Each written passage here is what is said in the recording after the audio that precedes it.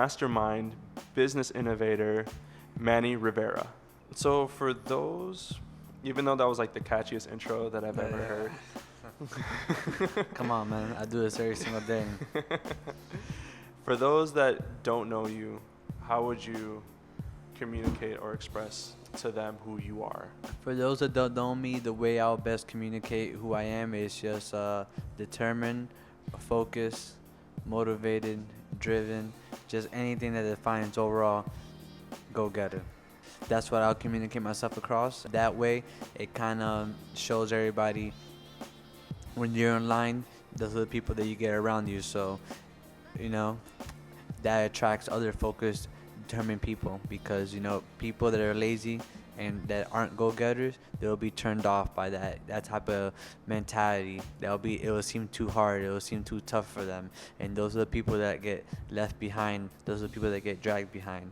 So when you put your all into it, you'll find people that are putting in more than you are, and those are the people that inspire you to keep going. And I'm glad to have people that still do that to this day to me. And, we still got 40 minutes of podcast to go. I know that. You didn't have to give them the whole podcast. No, don't worry. Go out there, go get it. Don't worry.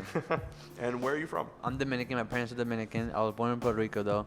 I grew up mainly in Miami, though. I've been here since I was preteen, I guess 11, 12 years old. Grew up mainly in Pembroke Pines in the Broward area, but always considered Miami like my hometown. High school, I spent over there. A little bit about my high school. I dropped out at the age of 16. School was just different for me. I was always interested in learning. I'm a history buff, but things just weren't that interesting to me, and there was other things that at that time were more interesting going on. Doesn't mean that it was good or bad. It was actually some bad things that interested me more at those times, but that was just the way it was, and it wasn't something that it was because of me. I think it was something that it lacked in the school system at that time. So I said, you know what, let me get out of this before it gets any worse. And I pursued what I always wanted to do, which was culinary school. And I joined Le Cordon Bleu at age 17. I was one of the youngest attendees at that time. And I graduated the Cordon Bleu before my graduating class in high school. In school, there was no way for me to apply that or any way to learn that, or there was nothing that they were really teaching, any curricular activity that they were teaching there that can help me advance in that interest and that skill that I wanted to develop. It was more about FCAT training, all these things. So kind of shows just I didn't have no more time to waste. When I knew, I know. I always shoot my shot right when I can. I don't hesitate. Hesitation creates panic, and panic creates fear, and fear cripples you. So I don't try to have that around. And because I think that people that aren't paying attention, they fall into certain behaviors and they get involved in the wrong things. So I was more about cutting class. I wasn't interested in class, so I cut class. I cut class with the other kids. I hung out. I skipped school. And it just started that cycle. And not just because I was just a bad kid. It didn't interest in me at all. It wasn't for me. So that is middle school, high school? High school. High school? Middle school, but high school, of course. As soon as I had a choice, I did it. That's why I believe in everybody's right to choose. Not to get too political, but yeah. But this is a good conversational piece. I'm getting to know because we previously tried to collaborate and do an event, and it didn't succeed. And Manny was the one that's like, did you learn something? I'm like, yes. Then it wasn't a failure. Yeah. So basically analyze, re-strategize, and then execute again, and you'll do way better what you were thinking or what you were planning on doing. Of course. No, I mean, to succeed, I mean, you never fully succeed in anything.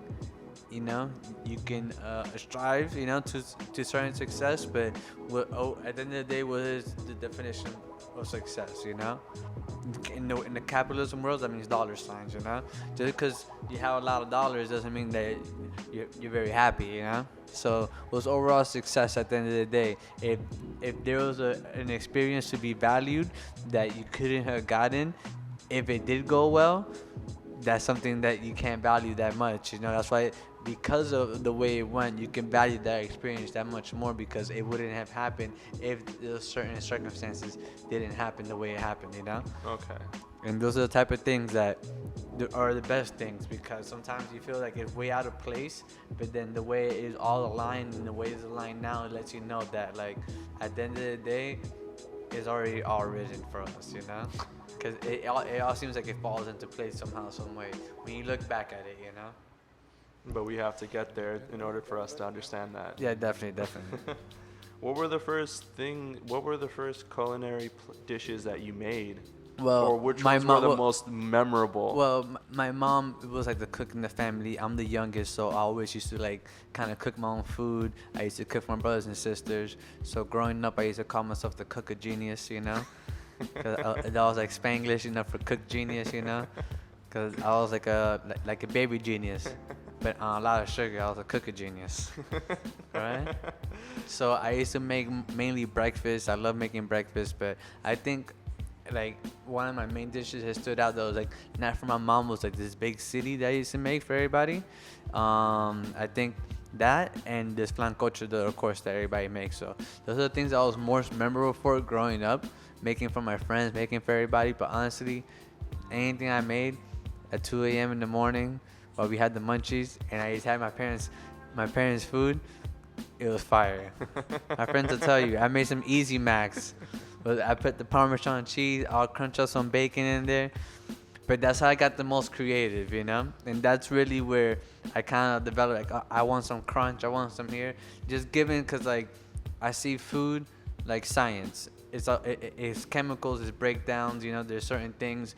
It's like clothes, it's just like videos, you know? You edit certain things, you can cut certain things out. So I can change certain flavor notes. I can make it frozen, hot, crunchy, soft, you know? So that's the same way I see food sometimes.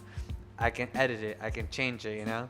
I can scrap it, throw it again. I can't undo that much, but you know, to an extent, I can start all over again, you know? So and the shit be fire sometimes, you know? So literally on fire. But yeah, so that's the way I see food, and that's why I kept going with it. I realized it's one thing that came natural to me. I viewed it more like an art, you know, like an art form. And that's why I kept going with it. And the more I go with it, and the more I kind of appreciate the art, the more I can appreciate other people's arts.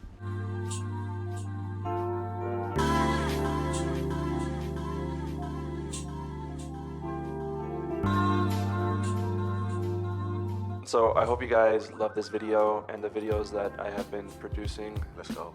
I love the people, I love the guests. If there's any feedback that you would like to give me, please let me know in the comments below. Yes. If you can please subscribe. If there's any way that I can improve on it, let me know. I'll be glad to hear it. And I also want to know what's on your mind. This is an ongoing conversation. Let's go. I want to, understand you guys more. I want to provide more value, more content for you. Yeah. So if there's anything that I can do, just please let me know. I'll gladly help out to the best of my abilities to provide you this content. You're crushing it, bro. Let's go.